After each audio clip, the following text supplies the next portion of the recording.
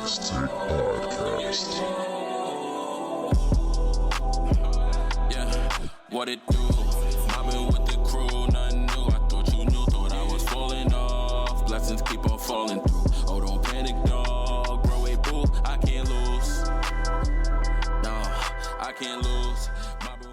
Yo, Knicks fans, what is good? I am Josh So Focused. I'm French, the bro host, and we would like to welcome you to the Knicks Take Podcast. This is episode 90. And this is a weekly podcast where we bring you the biggest Knicks news of the week. Make sure to follow us on our socials. You can find us on Facebook, Instagram, TikTok, and Twitter/X by searching for the Knicks Take. Also, make sure you check us out on our website, knickstake.com. And lastly, if you love what you hear, please subscribe to us on whatever platform you're watching or listening to us on. Hit the thumbs up button and notification bell if you're watching on YouTube. But most importantly, share this with any Knicks fans who might enjoy the show. And now the show. The Knicks Take Podcast. What it do? Mobbing with the crew, nothing new. I thought you knew, thought I was falling off. Blessings keep on falling. Oh, don't panic, dog. Bro, wait, boo, I can't lose. He stabilized this franchise. No, and what he it kinda do? transformed Mobbing with the crew, nothing new. I thought you knew, thought I was falling off. Blessings keep on falling. Oh, don't panic, dog. Bro, wait, boo, I can't lose. No, I can't lose. Hey, I feel like after I did that last week, you decided that you were going to come back and just knock it right out of the park. You feel me? You feel me? I'm proud. I had a week off to, recalibrate. got a week off. You spent a lot of time in bed. Yeah. Got some bed rest. I had my choices of bed. I had my own bed. I had the couch. I had the hospital bed. You know how that go. Tell the people about the hospital bed you were in. They don't really care. They want to get into the Knicks basketball, but I did get sick. I spent some time in the hospital. But nothing. I'm all good. Everything's straight with me. You're gonna live. Yeah, just I gotta stop eating out so much. Nothing life threatening. Stomach bug, regular type of stuff. Eating out at some restaurants that I shouldn't trust. No, you know how that go. Right. Anyway. I'm okay as well. Yeah, how was your week? I wasn't in the hospital. What you was doing? Just work? Correct. Yeah, I figured. Yep. So, regular degular week for me. And when we last left off on the Knicks Take Podcast, I was solo dolo, and you had started to begin feeling those ill effects that landed you in said hospital. Word. And the Knicks and the Indiana Pacers took it all the way to a Game 7 in round 2 of the Eastern Conference playoffs. The Eastern Conference semifinals went to a full Game 7. And we are here to talk about that Game 7. And we are also here to talk about how this Game 7 has led to the end of the New York Knicks season. Usually we don't bury the lead like that. Usually. But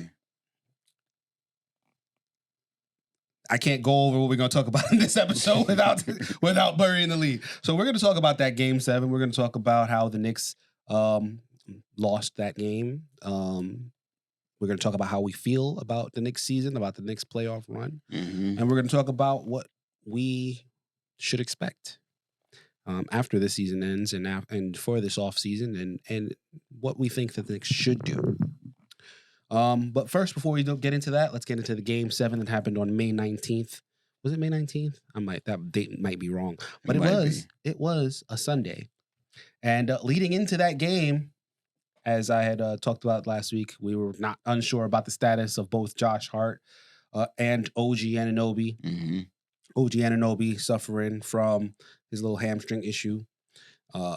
Josh Hart suffering strained abdomen. Strained abdomen. Thank you. And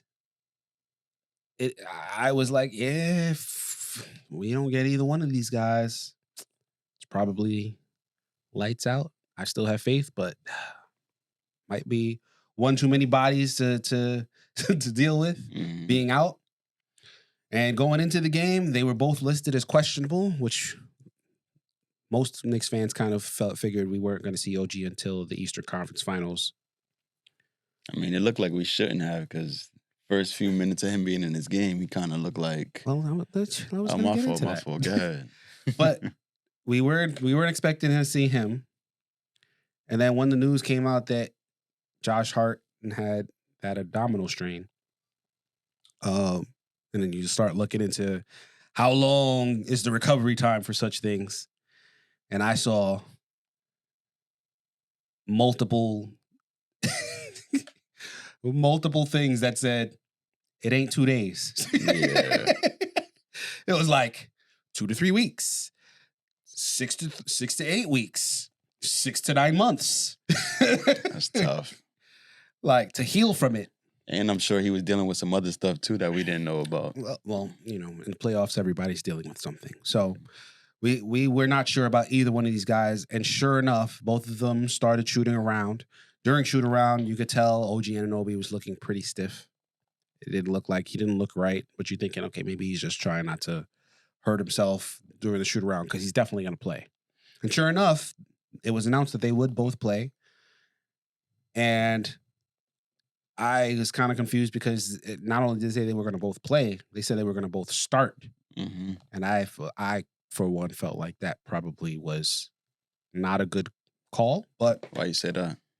I figured that if both were going to play, but both were hurt, you would start the one who looked like most like themselves, and you would have the one who looked least like themselves coming off the bench and still have Deuce McBride start.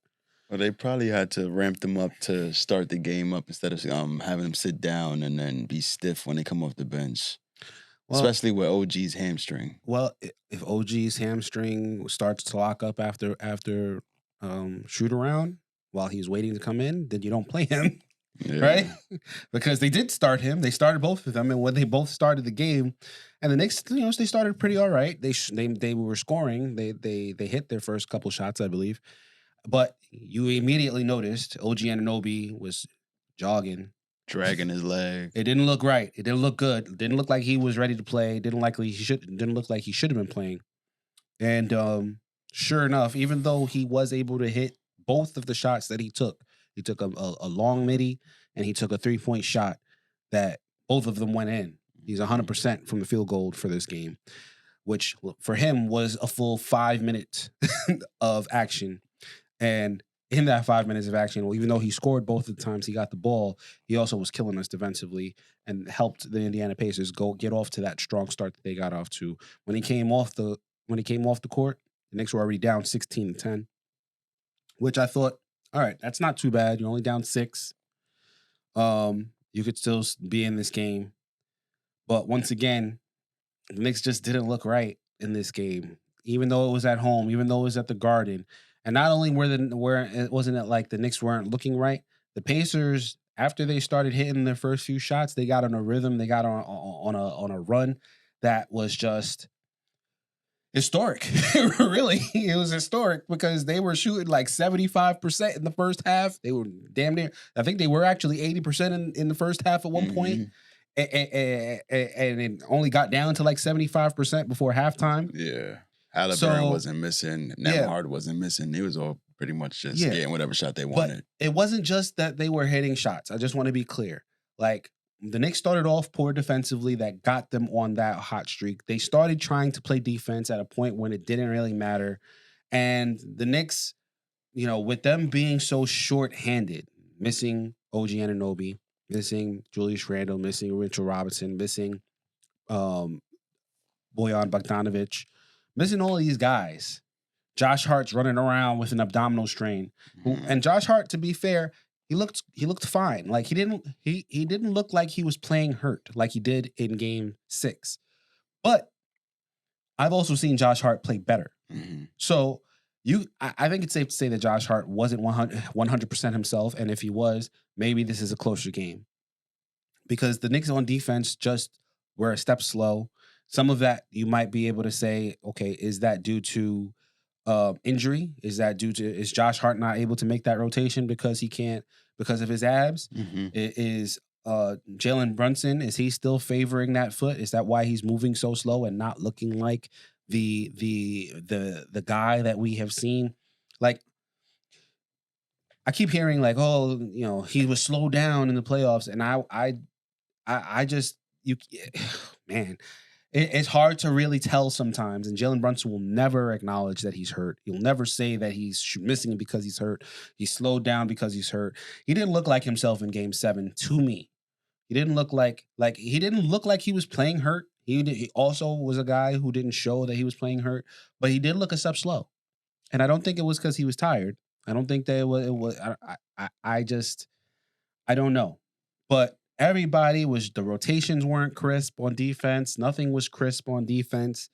They were just worn out, guys. There was a quick turnaround from Game 6. I feel like. but in the first half, I hate to say in the first half that they were gassed. I just feel like, I don't know. I think it was a combination of everything. There were shorter rotation players. They were short. And another thing I want to say, I don't want to stay on this too much, but Deuce McBride, I thought there were key moments in the game where he could have kept us close as well. And he offensively wasn't actually on both ends of the court. I didn't like how he played in that Game 7. I'm wondering if he might have been gassed also. Starting to play a bunch of high intensity minutes for longer stretches than he has in his entire career in the NBA. He played 40 minutes in this game, went 4 for 14, and 0 for 6 from 3, which is very uncharacteristic. He was a 40% three-point shooter for the season, and he's been very good, very close to 40% for the playoffs. So there was a couple of moments in the game where I was like, Deuce is in, okay, maybe we can keep it close. And he would get open shots, and he missed them all. And even on defense, I didn't think that he made the best rotations. I don't feel like this was a rout. I feel like it was relatively close up until Brunson broke his hand. Like, they kept pulling the game to within, like, I think they pulled it to within 7 points at one point. They pulled it to within 7 points. Pacers went on another run, and then the Knicks went on another run to cut it to, like, within 11. I was kind of trying to keep it in the first half, but yeah, let's get to the third quarter where the Knicks started off the third quarter down by, let's see, they were down by about 20 points. It was really 55 to 70. So, yes, it's 15 points. They had pushed it out to 20 before halftime, so it was okay. You could say that it was not a rout per se. They've come back from 20 at halftime. They have come back from 20 at halftime. This is also true. Like I hadn't turned. It's not like I turned the game off at halftime. I was like, yeah, we're not going to win this. We still got Jalen Brunson, and if he could turn it on, it's going to be a close game. Yeah. Jalen Brunson, another guy who I felt didn't really have it this game, but hey, in the fourth quarter, if he starts turning it on, you never know. But yes, they came out of halftime. They started scoring, kept them at 70 for a little while. Yeah. After Jalen Brunson step back 3, it was 65 to 73. Josh Hart running layups 67-73. That was probably as close. Yeah, that was definitely as close as they got for the whole game. They came back to within 7. They got it to 70 to 77. The DiVincenzo 3-point shot was the closest that they got when they got it to within 7. That was the closest they got for the rest of the game. And at that point, this is when I knew the game was over. It wasn't when Jalen Brunson hurt his hand. Although he may have hurt his hand before this, it's really hard to tell when he hurt his hand. Mm-hmm. But at this point, immediately after that, they forced a turnover and got the ball back. They could have cut it to 5 or even 4 at this point in the game. Then Deuce McBride makes one of the worst turnovers, the third team turnover of the game. The Knicks had only had 2 turnovers before this one. He makes a jump pass that gets stolen. Miles Turner hits the 3-point shot after that, gets it to 10. All right, it's not over yet. Then Brunson, bad pass turnover. Halliburton gets the steal. He comes back with a layup. Now you're down 12. All right, timeout. Let's get this organized. Let's keep this a game for the rest of the half. And then after that, they can't get the ball in 5-second violation, which I believe was also on Deuce McBride. But I feel like at that point, probably Brunson's hand was hurt. But he didn't come out at that point. That's the point I'm trying to make. We didn't know anything. We didn't know for sure whether that his hand was hurt at that point or whatever. Then Nesmith gets a driving layup. Now you're down 14 points. Josh Hart hits a couple free throws. All right, Deuce gets a layup. And then after that, the Pacers score several times. Nesmith really killed us in this game. All game, he killed us. Had a pull up, he had a layup, had some free throws, got it back to 15. Knicks still couldn't score. Halliburton does a pull up. And then after that, that's when Brunson comes out of the game. But by the time Brunson came out of the game, it was already looking real shaky. And I was like, yeah, man, listen, y'all got it to 7, and then y'all gave up the opportunity to get it closer to make this a real game and can't get closer than 15. I think it's probably over. And then at that point, that's when it's like, oh, damn, Brunson's out. Why is he's off to the damn? No, I guess it really is over. I guess it really is over at that point. But after they're like, that was the point right there where it's like you make this a game here and you don't let it go to double digits again. Mm-hmm. Like that was that stretch where they couldn't make it a game. They got it to 7 and it's like, okay, it's a game. Oh no, it's not a game. Like it was before the whole Brunson thing. The Brunson was just kind of the icing on the cake where I was just like, all right, I mean, maybe they can still, like, this is a team that could still make it a game, but I feel like they are hitting 70% of their shots. Like the guys that we got on the court, if Brunson ain't on the court, I have no faith. Sorry. Yeah, and if we're not getting a huge game from Josh Hart, I feel like we just don't have any chance. So, like, yeah, these injuries definitely just piled up for the Knicks. Brunson being hurt, he's done for the season at this point. Josh Hart going through the stomach injury, and then OG not even coming back into the game after 5 minutes. Yep.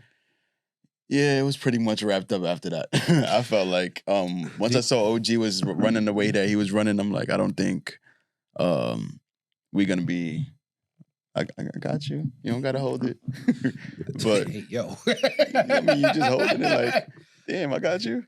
But OG, I feel like his impact on this game would have definitely changed everything because Siakam really hasn't been challenged this whole series. I feel like I was saying that the Knicks are pretty much going to be good even with no Julius Randle because we still got the big bodies. Like, I thought we would have Mitch. I thought we would have a healthy OG. I thought Siakam was going to be getting some burn, and we haven't really seen OG much of this series. And Precious hasn't been as productive in this series as he has been in the past. So against this team, especially. Knicks go down, broken and fighting, 130-109. We kind of went through the players. One player we didn't go through.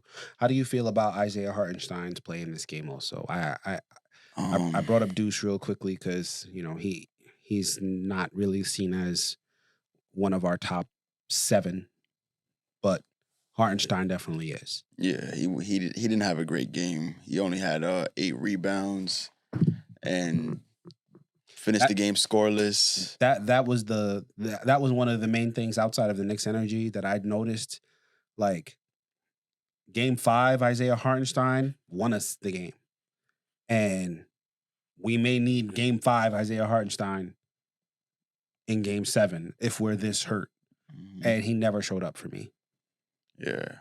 He had a few offensive rebounds, a block and a steal, few assists, but you normally would feel his impact a lot more than you did in this game. We've seen it several times in the season where he brings that impact into the game, and it wasn't a Hartenstein game. That's all I could say. It wasn't a game for any of the Knicks for the most part. Maybe just Alec Burks was the main one that was finding his rhythm, but Alec Burks has had a good playoffs, I ain't gonna lie, for the Knicks. I just wish that we could have pulled out 2 in these games. He didn't play in the first round, so you can't really say he had a good playoffs. His games in the playoffs have been in this round have been good. So I'm just mad that we couldn't pull out that Game 3 Because if we would have won Game 3 and we went up 3-0 and then we would have been able to close the series out in 5, who knows what this team would have been able to do. OG would have had more time to rest. And who knows if we would have had another opportunity to see Mitch this year. But what are your thoughts of this playoff stretch now that we've covered this game? So I've had this conversation several times already. Obviously, a fully healthy Knicks team is a team that I think goes farther. Mm-hmm.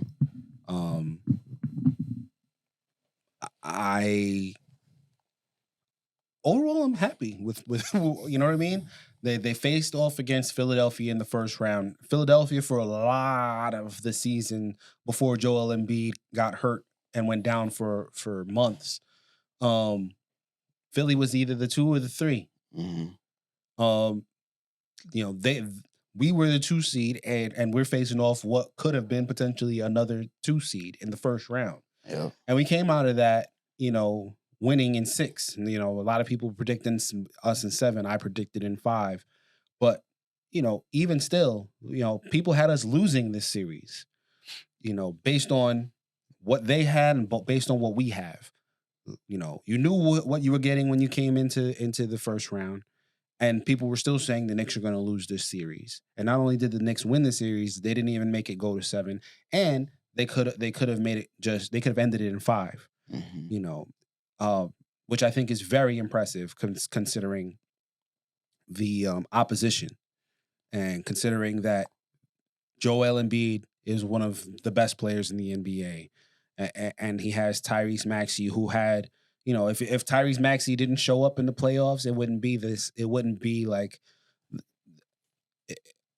as impressive. But Tyrese Maxey showed he belonged. He could take over as a number 1. Like, he won them a game, and he was the second or third best player in the entire series. So it was very impressive for both of those guys to be there, for the Sixers team to be healthy relatively, and for the Knicks to still take them out in 6, and could have taken them out in 5. I feel like we could have taken them out in 4 had they not played so dirty in Game 3. And I can't hear you. Sorry. And then the fact that they had to resort to that dirty play is what I feel like led to us losing in round 2, because we lost Mitch. We ended up losing Bojan, and that was just what killed us the most in this playoffs. Those 2 injuries there, because we rely on our center play that's our identity. We get a bunch of offensive rebounds. Mitch is one of the best shot blockers in the NBA. Yep. Hartenstein became the best center for us, being able to set up his teammates on offense, being able to hit that low floater shot. Yeah. It was just tough that we had all these injuries this postseason. I would have liked to have gotten through the Sixers series healthy. Which, that paints that first round series. Obviously, Philly has become a hated team for us now. Just who do you hate more, Philly or Indiana? I still hate Philly more. Yeah. I hate the arrogance of Indiana, because Indiana be acting like they only want to showboat when they up. They acting like they beating the Knicks at fully form. Like, what are you so like? They're acting like us as Knicks fans. No, they not, because we don't be showboating against like broken down teams if we beat them. If we beat a broken down team, we gonna just win with dignity. I feel like. When do we ever see Brunson and them over showboating like that? Well, before, I can't. You ain't gonna see that. I can't say that. Okay, you're right. It is fair. I don't like how the Pacers act, but the Pacers are a young team, and they are exceeding expectations. Nobody believed that they would make it to the Eastern Conference Finals, even though they had to get through Milwaukee with no Giannis and no Dame Lillard, and then they faced off against a Knicks team already down 2 players, lost 3 players, lost a 4th player in the second game. Mm-hmm. Knocked, like, Brunson for half of the series was not himself. because of whatever that happened with his foot. And then Hart, had that ab issue. Yeah. So that's half the team right there that you could say, whatever. But again, this is what I told you about making it to the championship, being a contender. We had that luck conversation, right? Got to be lucky. Like, you got to be good, 100%. You have to be good. Making it all the way to the conference finals, making it to the finals, there is luck involved in that. And, Indiana to this point has been lucky.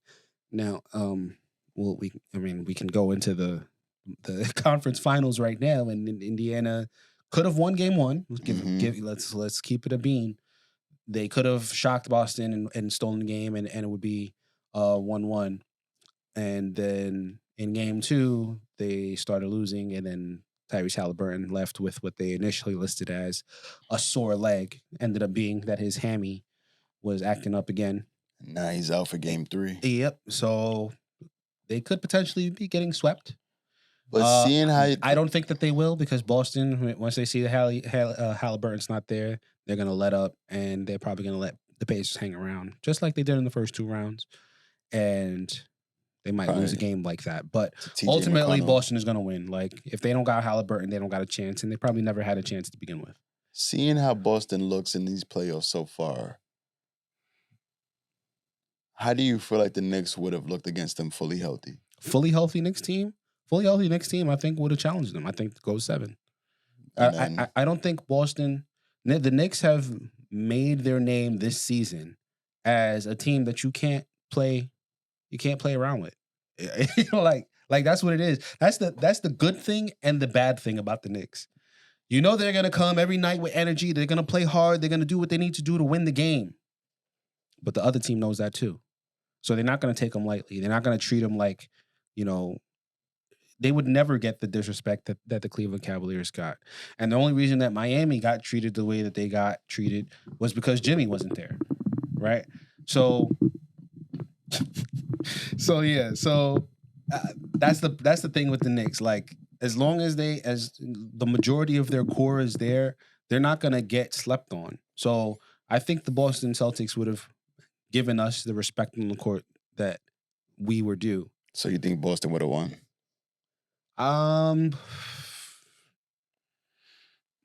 If Boston was fully healthy, probably. Without But Boston Porzingis. didn't have Porzingis, so I would have swayed it for the Knicks if they were fully healthy. And if we would have beat Boston, we would have won the chip, man. Let's keep it 100, man. Come on. I don't know if I could say that. Next season, we running it back strong. Who you want us to bring back in the offseason is the question. Let's jump to the offseason. Nice transition into Come on, man. What should the Knicks do in the offseason? So you're asking me, or you wanna tell me who you think? I think personally, if we could sign someone like Paul George for like a relatively decent contract, But we can't. I'm saying he might look at the Knicks and be like, yo, all they missing is one piece. And if we could bring back OG, keep Randall, everyone's just healthy, and just add a piece like Paul George and possibly whoever, because we have a few draft picks to use. We have 2 first round picks and like a second round pick. I see them trading that for another player, maybe. You have to no, don't say that. Don't start moving into all that, because you have to give up somebody who's making money. Oh yeah, I'm probably And Burks. and For what? dude, you probably need to take a few minutes to look at Paul George's contract. Paul George is not going to get that same contract. He's going to take a big pay cut, is what I'm saying. The Knicks would have to. In my fantasy. You would have to do a sign and trade based on a figure that is around what he's making now. Okay. And Boyan by himself does not get you there. You would have to probably trade one of our bigs, one of Mitchell Robinson or Isaiah Hartenstein, in order to get Paul George, which kind of fundamentally, not really, doesn't fundamentally change the Knicks. But that if you only have one of those 2 guys, Hartenstein can't play for longer than 26 minutes a night before his foot starts hurting. You need a backup big. You don't have a backup big unless you try to make OG your backup center, which I think could work. Yeah. But OG doesn't stay on the court for a full season either. So then you have to kind of weigh what's most important. So have you looked it up? Have you looked to see? But that's the sign and trade scenario. I see your. What if we just sign him fresh off Well, that would require cap space, which the Knicks do not have. The Knicks are currently over the cap. No, I'm saying they can make over- trades for cap space though. Okay, With the draft picks. Who do you get rid of to clear up cap space? Boyan. And Burks is a free agent. do you see how far over the cap we are? Mm-hmm. Okay, so you have to subtract. I don't that feel like number. doing math right now. You have to subtract that number. So tell me what you would like to do this offseason. I would love to. I don't have a plan. I would love to get Paul George, but the path to getting Paul George means that you have to give up Boyan and Mitch, or Boyan and Hartenstein, in a signing trade scenario. Which I don't know if you can do a double signing trade because both of them are free agents right now, or will be in the summer. And that's too much for Paul George. Right. Well, like I said, that depends on a few things. Do the Knicks make a draft pick? Like, do they try to look for a serviceable big, so that you can handle that loss of one of Mitch or Hartenstein and bring in a Paul George? I don't think that we would trade one of our big men and then hope that we'd get that same production from a rookie. Well, that would be up to Tibbs, I think. I think if Tibbs sees a big that is he sees as the ideal fit for this team in a draft that is admittedly, from many people, not really high on talent, on big talent, but the Knicks aren't looking for big talent on the team. They're really looking for serviceable guys who can protect the rim and rebound. Mm-hmm. Which goes very cheap in the draft sometimes. Remember, Mitchell Robinson was a second-round draft pick. And Jericho Sims. And I don't remember where. And Isaiah Hartenstein. Yeah, Hartenstein was in the second round too. So it can be done.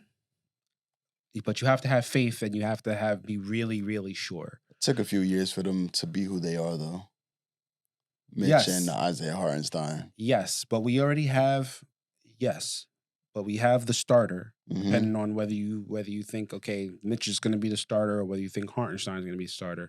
Both of them are capable as in the starting role. Mhm. And if the rest of your lineup is Jalen Brunson, Paul George, OG Anunoby, and Julius Randle, You make a good point. you're kind of not really scared about, okay, you know what I mean? Yeah, And it's like a I said, trade-off. OG can play some five.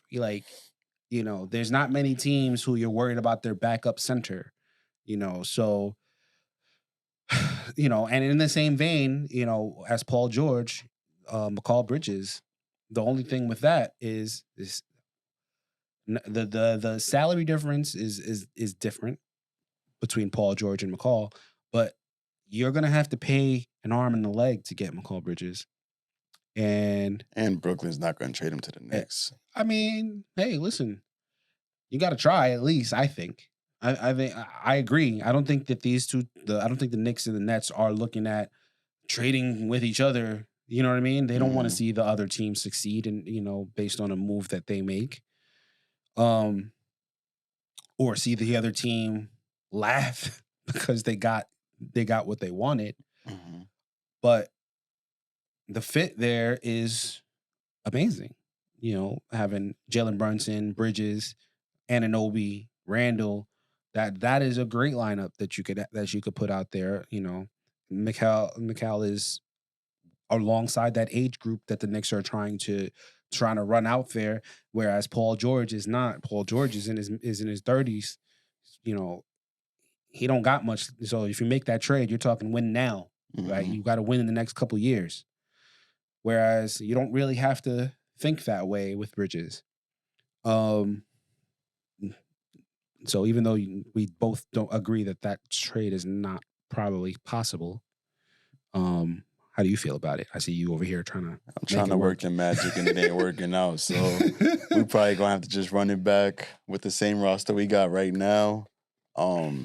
A couple Hope other that we could get some guys in the draft and a couple other big names. I'm gonna just run. We're not gonna get into the how to make it work, but Kevin Durant, you're not with it. mm-mm. Why not? First of all, he had his opportunity, went to Brooklyn, sour taste in my mouth. He hasn't won. He hasn't made it out the first round since. Well, he made it out the first round once in Brooklyn, but he got swept after that in the first round, which led him to go into Phoenix and getting swept in the first round again.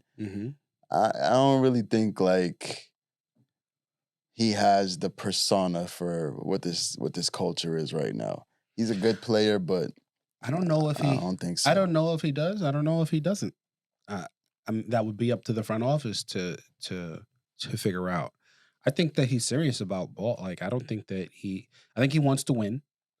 The problem that I come into this is, does he want to win as the man? Is that why you want to come here? Because if you're coming here to try to win as the man, then we don't want you, right? I think that it should be very clear that the ego, if you come to New York, the ego has to be taken out of it. Like, it's not just about wanting to win. You also have to take your ego out of it. Jalen Brunson ain't out there doing what he's doing and chucking all these shots because of his ego. He's doing it because he loves the game. He's doing it because it gives his team the best chance to win and because he wants to win. But if somebody else is chucking more than him, he has no problem with that. Julius Randle, he wants to win, right? As much times as we've talked about Jules and how he's acted and all this stuff and the sour taste that he's put in our mouths, during the bad times. It's very clear now, like once OG came on the team, he was defending, he was passing, he was doing all the stuff that we've been begging him to do for years. Feel like a glove. Like he and for him, you could see, oh yeah, no, I'm buying in. I don't care. I just want to win. That's what you need. Take the ego out of it. On this team, you have to take your ego out of it. You look around the roster. Everyone is taking their ego out of it on the court. It's not about you. It's about the team. So that's my question with Kevin Durant. Outside of that, Kevin Durant is like, if you could get Kevin Durant and not affect the core of the team, and you could see that he wants to be here and he's willing to give up what he needs to give up in order for us to win. Yeah, bring him through. It costs too much to get him to. Like, I don't think it'll be worth it. We're going to have to give up way too much. And it's going to cut into the fabric of who the Knicks are as a team. We're probably going to have to give up one of the Villanova 3. A bunch of draft picks for a guy who, how many years do you see him being on the Knicks? Right. Again, it's about cost and it's about fit. It's about a lot of things. Yeah. Donovan Mitchell. Why? Because I felt like... I don't know how the listeners are going to feel about the fart sounds you keep making. I'm just saying, like, I feel like when the Knicks were pursuing Donovan Mitchell the first time, it was in the same realm where, like, I feel like the Knicks follow like a strategy. Even though Leon Rose wasn't here for this first aspect, when Julius Randle was first signed, the Knicks signed 3 other power forwards, and they just let them fight it out to see who was going to be the best one, and then trade out whoever's going to be the rest. So Marcus Morris got traded out for a pick that turned into Emmanuel Quickly.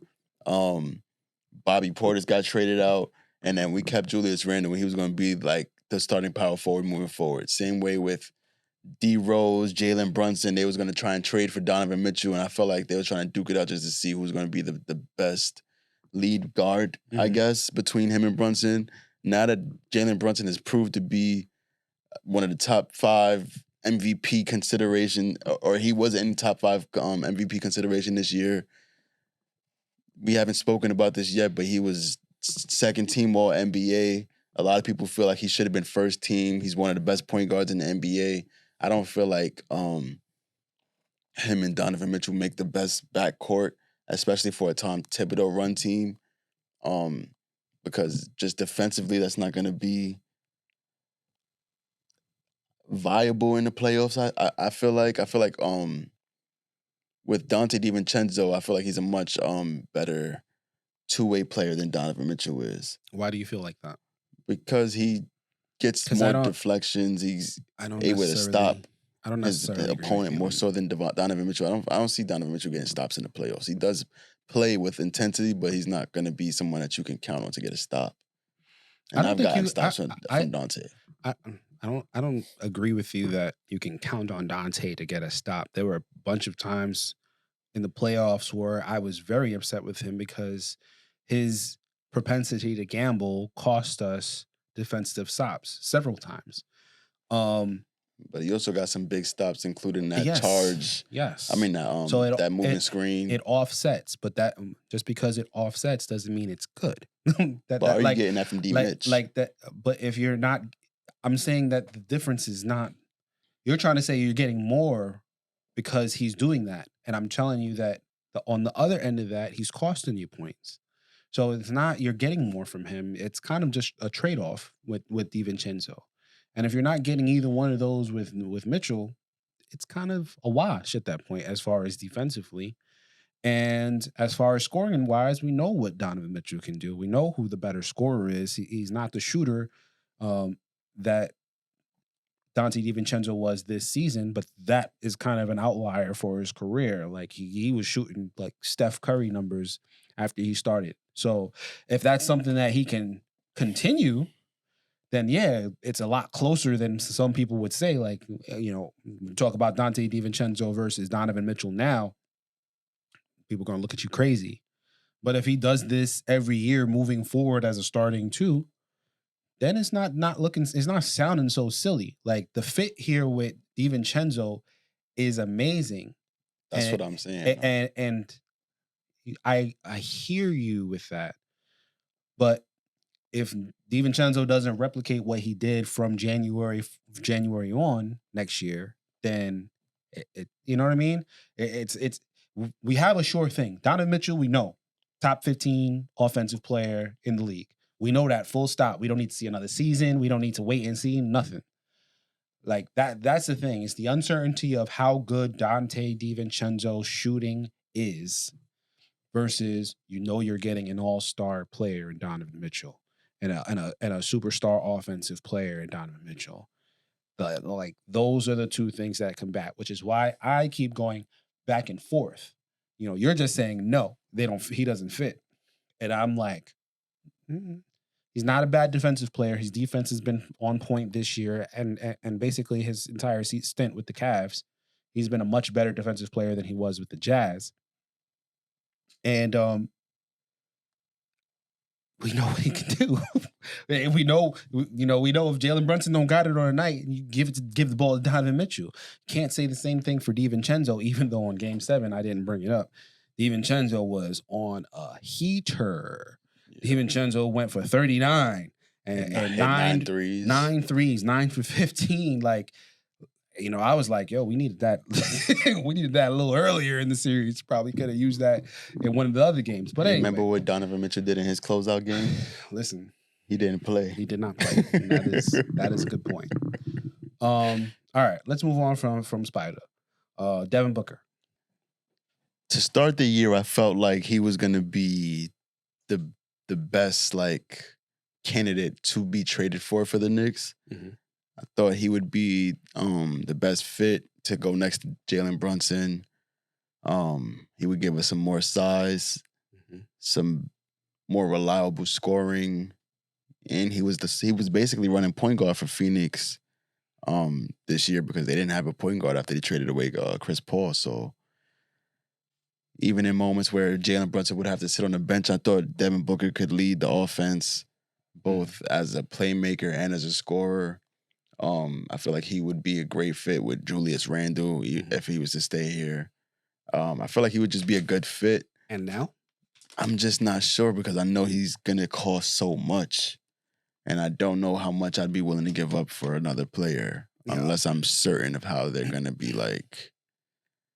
on this team moving forward. And I don't know if I can count on Devin Booker to be the number 2 on a championship team. Okay. That's where what it really comes down to. I mean, he almost won a championship. Almost ain't good enough though. Well, we haven't gotten to almost either. So let's slow down.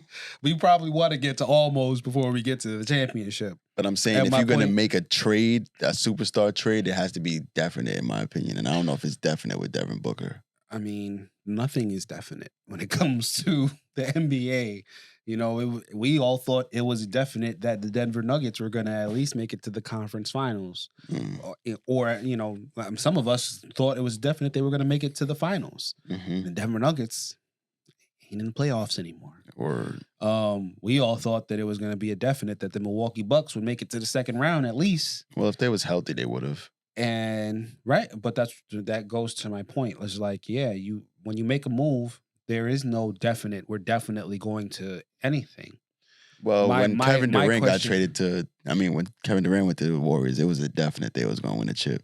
Right. That's what I'm talking about. Yes, and people still say that if he had not gotten injured, in that last run, that the Golden State Warriors would definitely have another chip. Yeah, for sure. But again, the season isn't won in off season, which is what we're discussing. The off season is about putting yourself in the best position to make it to the finals, not that it's going to guarantee you a final. So what you think about Devin Booker? Listen, I think all of the guys that we've named definitely give you, if you can just plop them on the Knicks, which obviously we all know is not a possibility. But if you could just plop them on the Knicks are a championship contender. And that goes for Donovan Mitchell, who is probably the worst fit out of the names that we just mentioned. Paul George, Mikal Bridges, Kevin Durant, Donovan Mitchell, Devin Booker. He's probably the worst fit out of all of them. But even if you put him on the team, I could see a scenario where the Knicks, you know, with a two-man tandem of Brunson and Mitchell, they can make it to the finals. Like, but I Devin Booker, I think, you know, the injury stuff worries me, especially when we are coming off a postseason where injuries killed us. So, but if not for that, if you could just turn off the injury slider, yeah, Devin Booker is a name that I would want to get. But as you said, with much of the other guys that are on this list, you're probably going to have to give up too much to get them. And that's the problem with the big names is, are any of these guys a name that you would give up Julius Randle to get? And you say no. And I say probably no, because the ones that make the most sense to give up Julius Randle for, to just fill his slot, you know, you could push OG up to the 4 and put them in the 3. 2 of them are too old, and one of them might not be good enough or hasn't shown themselves to be good enough to fill that role as far as a scorer. And Mikal Bridges. Yes. And then the other one's like, okay, but you know, do I really want to give up Julius Randle for Mitchell? Probably not. If Booker was healthy, would I want to give Randle up for him if he was healthy? But it's hard. There's no easy answer here as far as top name talent that for the Knicks to go after. I would like the Knicks to get Paul George just simply so that the Philadelphia 76ers don't get him, which I think is a possibility. But if Paul George goes to Orlando, then whatever. It's all gravy. I'm going to name 2 more names, and then we're going to get to news. Talk to me. How do you feel about Demar Derozen coming over on the cheap if he did want to do such a thing? I like Derozen. I feel like he would be a good bench scorer, but I don't see him getting a lot of minutes on his team. Why not? When the team is fully healthy, because the bench unit already is going to be DiVincenzo, Josh Hart. DiVincenzo's not coming off the bench.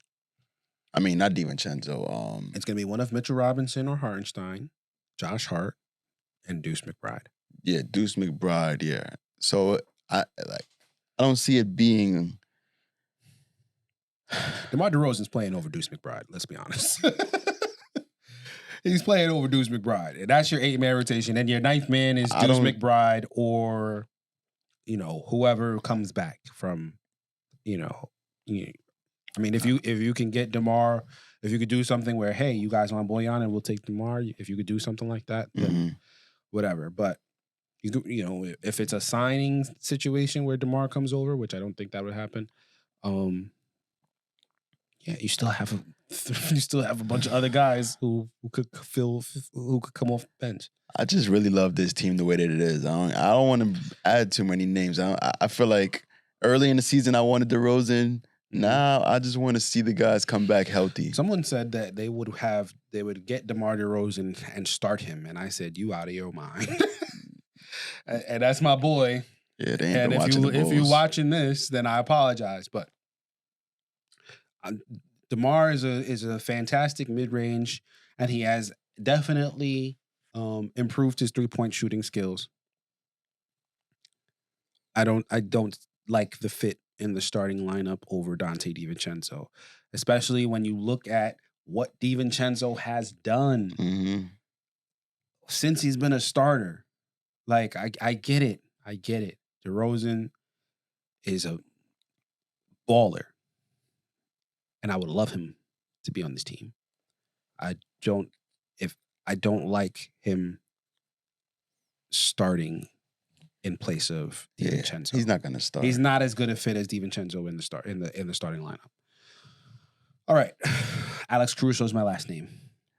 I like him, but if they want too much to trade for him, then I don't think it'd be worth it. And I have in my notes, the Bulls are reportedly looking for an OG Anunoby type trade for Alex Caruso. He's not OG Anunoby. I don't know if I would say that he's not OG Anunoby. He's a great defender. I'm not saying he's not great, but yeah, I don't see him having the OG Anunoby impact on the team. You're not. I think that's the thing with the Chicago Bulls. I don't even think Alex Caruso starts for the Bulls. He doesn't. When they are fully healthy. So if you don't start him when you are fully healthy, then why are you wanting a similar package for a guy who's definitely going to start on a playoff team? That part doesn't really jive with me. But I kind of get it. I think, like, we want players instead. You know, we don't necessarily want picks, which Knicks don't have players to make the primary part of their package. It's basically the picks. You know, maybe Deuce McBride, right? But I don't think Deuce McBride's salary really matches up. I don't know if there's anybody that you can pair him up with. Maybe Jericho Sims. But you know, if that's maybe that's what it takes. Maybe it's Deuce McBride, Jericho Sims, picks. I don't know what the salary. I don't know what Alex Caruso's salary. I know it's not over. I don't think it's over 20 mil. I'd rather see what we get from Deuce McBride this upcoming year. Now that he's got some rotation burn and some more playoff experience. Oh yeah. So I think Alex Caruso's only making 9.5 mil. Yep. So. Yeah, I don't want to keep, because Deuce McBride, how much is his contract? Where is he at? I think he's at $3 million. 2 mil, 3. Yeah, like, I'd rather keep him on a cheap contract. We got a bunch of guys on good contracts. Nah. I'm gonna have to disagree with you, bro. What? If you could get Alex Caruso for Deuce McBride and Jericho Sims, but they're not taking that. It's gonna take that plus picks. And who knows what those picks are going to turn out to be. It's not going to... They said they want an OG Anunoby type trade. They got 2 players. Which you just named an OG Anunoby type trade. No, but I'm saying... Because nobody wants Jericho Sims. I'm not sure that Toronto wanted RJ Barrett. Like, I know that's what they kind of say. But I think Quickly was the main guy in that trade. And then when they both came over, it was just kind of like, oh... They're both good. Oh, RJ's not Jericho. Right? No, RJ's not Jericho, close. and Deuce McBride isn't Emmanuel Quickly, but Alex Caruso is not OG Anunoby, as you just said. Like, he's closer to OG than they are to RJ and Quickly. 100%. But Deuce McBride did just show up in the playoffs in the first round, and definitely was a contributing factor to at least one win as a significant cog in the Knicks rotation. So I don't think that that's nothing. Jericho Sims is obviously the factor in whether they think that's a good thing or not. right? Obviously, it's Jericho Sims that kind of makes this a yes or a no. But I think Deuce McBride is good enough and has shown to be good enough. He's even started in place of Jalen Brunson Mhm. to, to some success. I don't think it ever really, ended up being wins, but Deuce McBride is a good player. He's an NBA player. So, obviously, if you can use a pick or two, which Knicks have a ton of picks, to grease that and make that a viable trade, I think that's worth considering for Alex Caruso. All right. Let us get into news and rumors. Why don't you take this first one? It says here Isaiah Hartenstein is expected to re-sign with the Knicks. I'm not sure if Bagley reported that or Fred Katz, but I did see that as well. How do you feel? I was hoping that he would return because I don't want this team to change at all. I want everybody to just run it back. So yeah, that's my thoughts on it. What's your thoughts? Did we have this discussion? I know I've had this discussion recently about Isaiah Hartenstein's what he can get in the market and whether he will wait it out to see what he can get. Did we have that conversation? I don't think so. Do you think that he will wait it out to see what's out there? Because he can make a lot more than the 16 plus mil that the New York Knicks can offer him. I think he's happy here. This isn't his first free agency, and the last time he was a free agent, but this is the he first. remembered that the Knicks were the team that wanted him, and they were the only team that willing to take a shot on him. So now that he's able to get the big payday, I think he'd rather choose to be loyal with the Knicks because he remembers. But this is the first free team that ever wanted him. He has come into where he can get paid. Yeah, and it may be the last.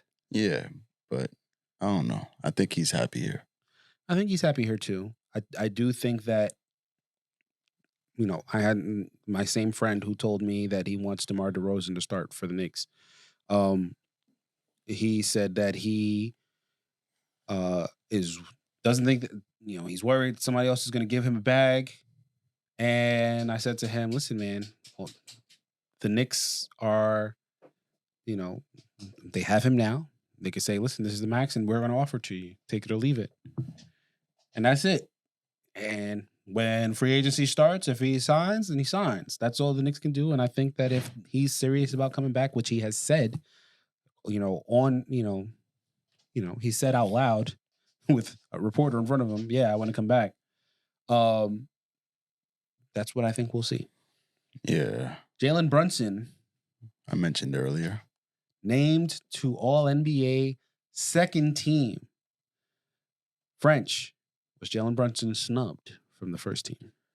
I can't say he's snubbed because I can't tell you who undoubtedly didn't deserve to be in the first team or NBA. Jason Tatum. His team was the best team in the NBA. I see why they gave it to him. No, I'm 60 win team, first team in the East. I'm not saying I can't see why they gave it to him. I'm just, I guess I'm just trying. Since they have done away with positions in voting, I'm struggling to see the difference between MVP and All NBA. I'm struggling to see the difference. And even if I do try to make my own differences, I still am kind of like, Brunson was better than Tatum. And honestly, just towards the last part of the season, you could say that Jason Tatum wasn't the best player on his team. You could say Jaylen Brown was. So you're right. I can see why they gave it to him. I can understand.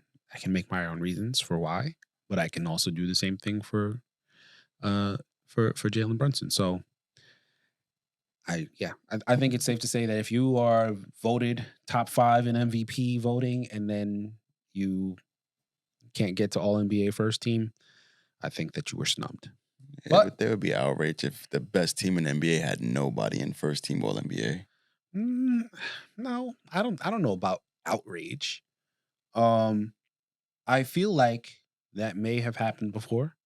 I feel like there have been teams where everybody was like, "Oh, you're the team that's expected to make to the finals." Like how can we like the same thing with MVP? Like we can't vote you MVP because you got such a great team. Like what? Of course you're going to be the best team in the league. So, you know, I, I I don't know. Maybe I should do some more research on that. Maybe I'm wrong. Maybe that's never happened where the best team in the league doesn't have anybody in All NBA. But Boston is the best team in the league for a reason. And it's not because of one player who is on that team who has made them the best team in the league, like we've seen many times in the past. It's because their starting lineup is collectively one of the best starting lineups, if not the best starting lineup in the NBA. They're top 2 or 3, definitely. From 1 to 5, there is no question as far as how good they are. So Jalen Brunson, this is the only time that the New York Knicks can offer him an extension. Like it's not any other things that can happen. Other teams can't like offer him contracts or whatever. Like this is kind of all the Knicks can do. There may be like player option or something that maybe changes all of that. But all in all, like it's not like, extension or something else. Like Knicks can offer him extension, he can take it or he cannot. With that being said, if Brunson signs this extension in the offseason, he is giving up lots of bread. Lots. A lot of money. All in the name of winning. I don't know if it's all in the name of Winning. I don't know if it's all in the name of winning. I think that the most important thing to Jalen Brunson is security. And as something that has kept coming up in things that I've listened to and watched and all that stuff, it hasn't been that long since Isaiah Thomas tried to make it to free agency to get that bag. And then what happened? He had that injury that derailed all of that. And he never got that bag. There was no security there for him. Now, Jalen Brunson is better than Isaiah Thomas was. And I think it's fair to say that. But still, you never know what could happen. You never know if a career-ending injury, God forbid, could happen. I think he would still get signed by the Knicks if something like that were to happen. But the number figure definitely goes down. So I think ultimately it's about security. It's about feeling wanted, like Jalen Brunson didn't feel wanted in Dallas when he told them that he would sign an extension, and they were like, nah. And I think it's also about winning though, but it's not just about it. And keeping together the Villanova trio. I feel like that's what it's mainly about as well. Keeping the teammates together that he likes playing with. I think so too. Next up, Julius Randle, also eligible for an extension. Do you think he will sign it?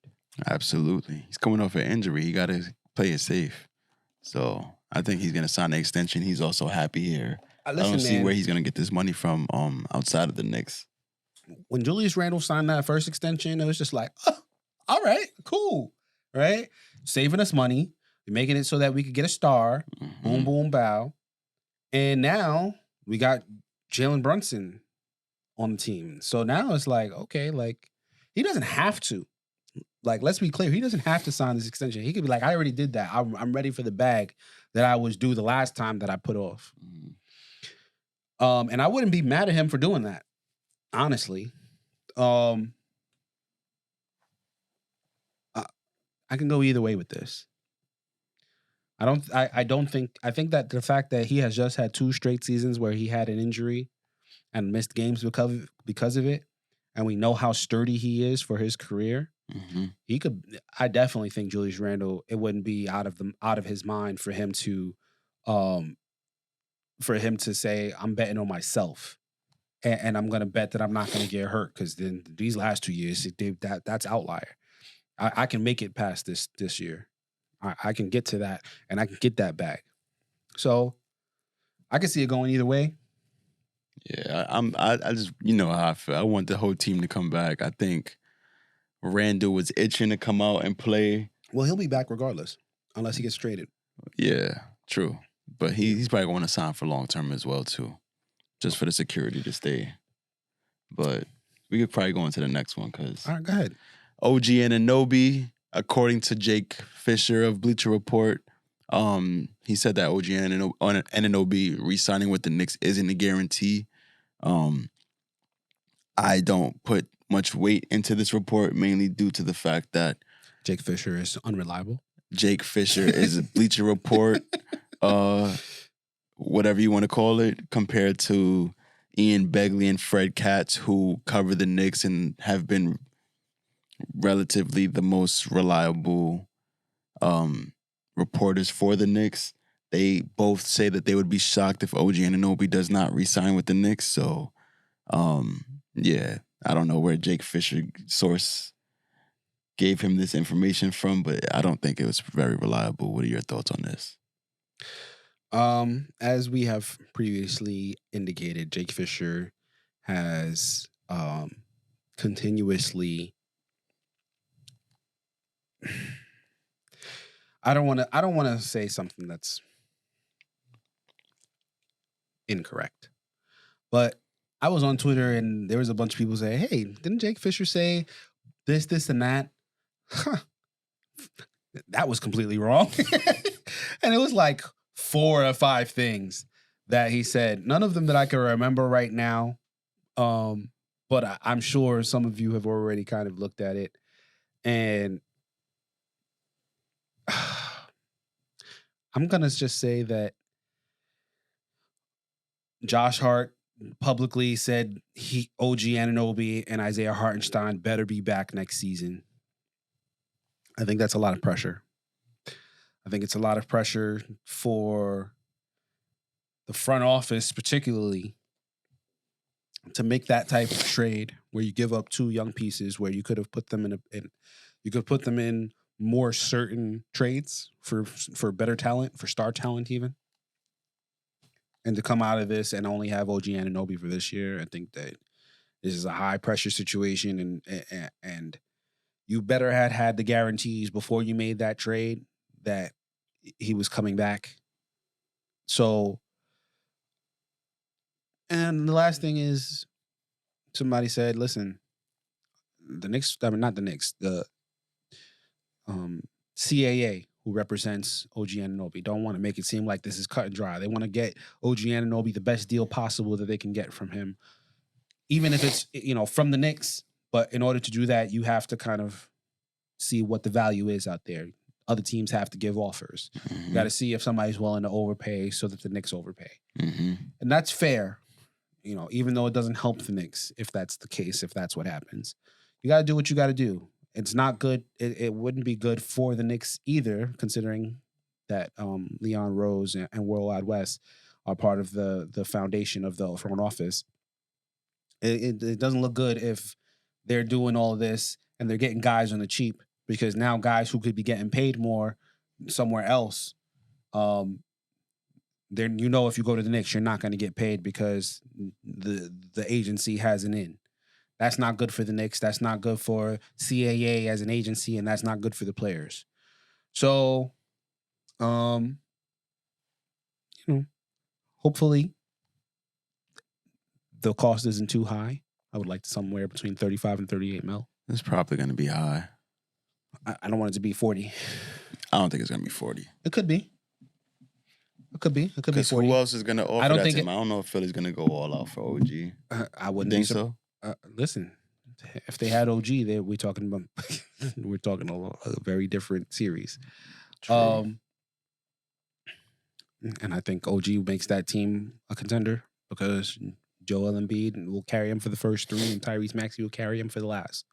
So, and OG Anunoby is guarding your best player. So, and they got talent. They got talent on that team. They went 6, and that was with Joel Embiid coming off of an injury.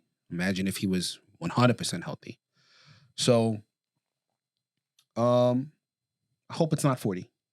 With that being said, I do think that the Knicks kind of already have an idea as to the number or figure they want to see. If hey, listen, if you don't want to see if it's going to get higher than that, then you let us know and we'll pay. Yeah. At his mercy, though. Right. But I think he's coming back. For sure. Anything else that you want to say in regards to the offseason? Any predictions? Any things that, just they're bouncing around in your head? Pause. I predict a pretty boring offseason. I don't really see the Knicks making too many changes. I really just want to see what happens during draft night because I feel like that's going to be where the only action that the Knicks or the only place where the Knicks are going to make any types of moves are going to be on draft night. I don't see too much happening in free agency. Moves in terms of either making a pick or in terms of exactly just acquiring a player. Listen, that's two. those two things can be the same thing, or those two things can be different things. Exactly, it could be either drafting or trading a player with the draft pick. So I see something happening on draft night. I don't see much happening for free agency. Yeah. So that's what I'm looking forward to. New York Knicks have the 24th and the 25th pick, if I recall correctly. As well as a second round pick. One of those picks are from the Dallas Mavericks trade, where the Knicks traded Kristaps Porzingis. Mm-hmm. It's the last pick. It is the last pick that the Kristaps Porzingis trade will finally be done at the end of this draft, unless the Knicks trade it for future picks. Yo, that'd be crazy. And then the legend of the Porzingis trade will continue. But you're absolutely right. Something could happen based on the draft. You seem to think that there will be no superstar trade, free agency shenanigans with the Knicks, no trade shenanigans with the Knicks in the offseason. I am not so sure, but most everything kind of points in that direction. I think it's just way too difficult. It's kind of like last season. Like, we knew what the Knicks were going to do before it happened, and there were no real surprises going into the season. The only surprise that we had all year was the OG Anunoby trade. And, it's probably going to be what it's this year. No real surprises in the offseason, and then maybe a surprise midway through the season for the 2024-2025 NBA regular season. And, yeah, we'll see. All right. Once any news happens, we're going to come back and cover it. For sure. This will be, the last episode for a little while. We are going on a hiatus. It's the last episode of this season. Yes. Feel me? Yes. So we will be back probably towards the end of June when the NBA draft and the NBA finals has concluded. We'll probably do a few episodes for that. And then we will probably go on another hiatus after that because it's a long summer before the regular season. Yeah. We'll get that together and we will let you guys know on the next episode. And until then, we'd like to bid you adieu. Thank you for listening to the Knicks Take Podcast. Peace, y'all. Check us out on the website. Bye. Shit. Knicks Take Podcast. Yeah, what it do? Mobbing with the crew, nothing new.